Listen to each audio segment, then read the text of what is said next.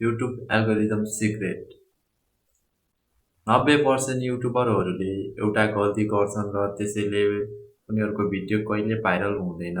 किन? किन किनभने उनीहरूले युट्युबको सबभन्दा शक्तिशाली चिज बुझेको हुँदैन, एल्गोरिदम। मेन पार्ट के हो त? आज म तपाईँलाई 20 सेकेन्डमै युट्युब एल्गोरिदमको सिक्रेट बताउँदैछु।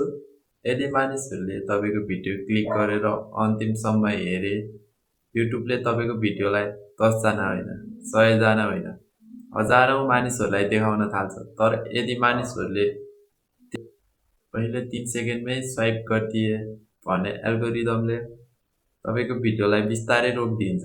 त्यसैले भाइरल हुन चाहनुहुन्छ भने पहिलो 3 सेकेन्डमै दर्शकलाई चकित पार्नुहोस्। भिडियोलाई कहिले बोरिङ हुन नदिनुहोस्। दर्शकलाई अन्तिमसम्म हेर्न बाध्य बनाउनुहोस्। यही एउटा सिक्रेटले सानो क्रिएटरलाई लाखौं भ्यू दिलाउन सक्छ।